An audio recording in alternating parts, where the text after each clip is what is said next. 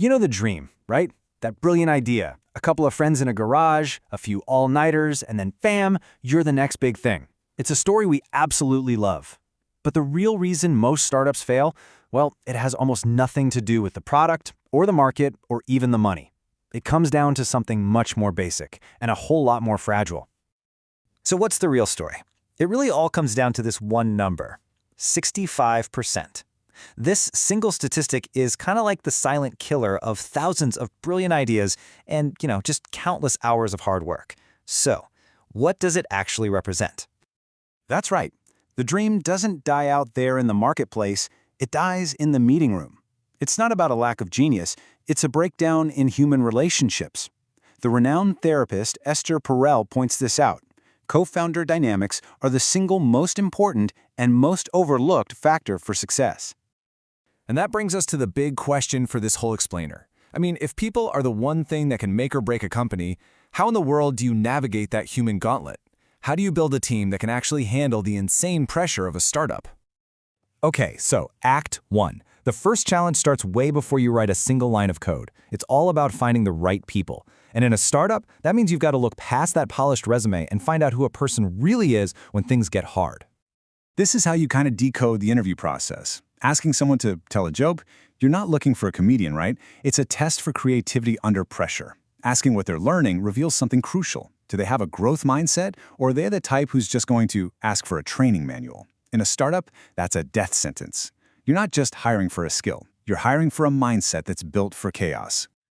All right, so once you've got the team, they enter the crucible. This is where the real test begins. Forget about fancy offices. We're talking about high-pressure, low-comfort places that are designed to speed up innovation, like the infamous hacker house. And look, this is not an exaggeration. Andrew Frawley wrote about his year in a San Francisco hacker house, and it paints a really gritty picture. We're talking bunk beds, shared rooms, and, cockroaches. It is the ultimate sacrifice of personal comfort for this relentless chase of a dream. But here's the paradox. Out of all that discomfort, something incredible emerges. These environments, they create this amazing sense of community and motivation.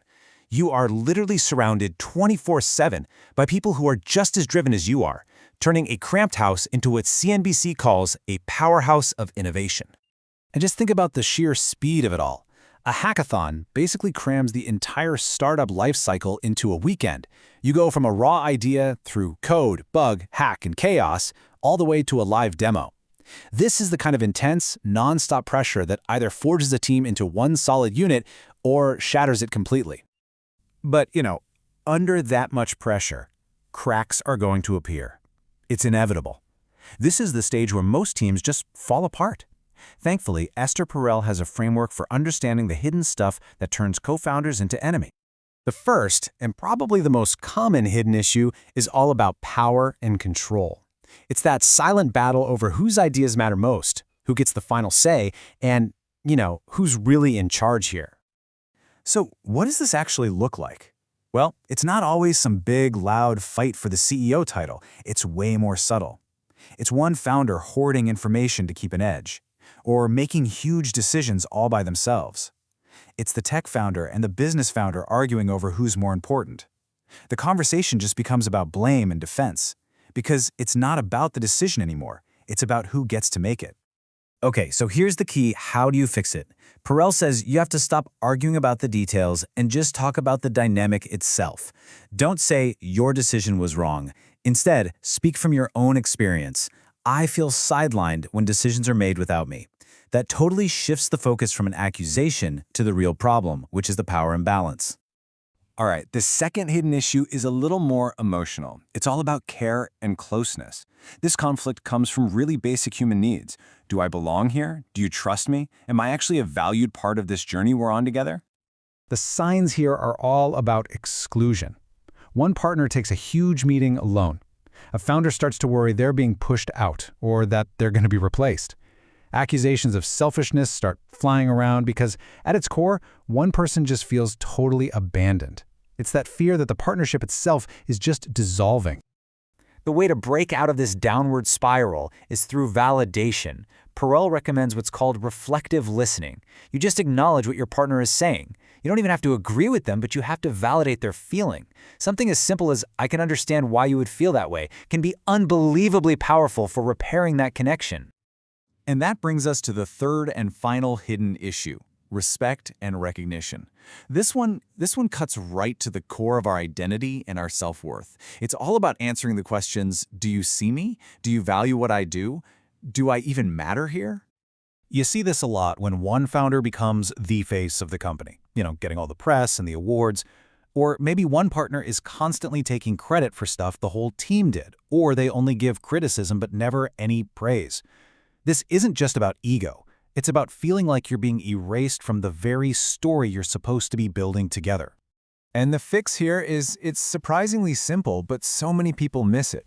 Just recognize the validity of their reaction. Again, you don't have to agree with everything, but just acknowledging their perspective, saying something like, "I see why you took it this way," shows that you respect their point of view. It's a small thing that can rebuild a massive amount of trust. But look, this whole gauntlet isn't just about fighting with other people. There's also an internal battle going on.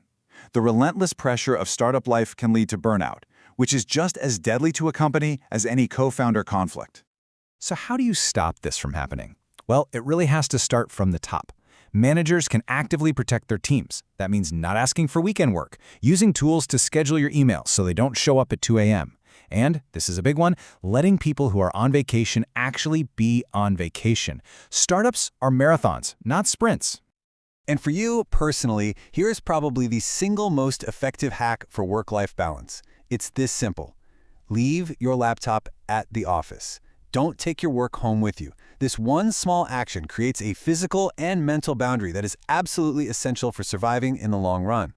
Which brings us right back to the heart of it all. As this final quote from Esther Perel makes crystal clear, the most important metric for a startup's success isn't user growth, it's not revenue, it's the health of its human relationships. It is the one key performance indicator that almost everyone ignores, right up until it's too late. So, I'll leave you with this final question. I want you to look at your own team, your own partnerships. Are you just focused on the product? Are you actually taking care of the human relationships that will decide its fate? Is your team truly built to survive the gauntlet?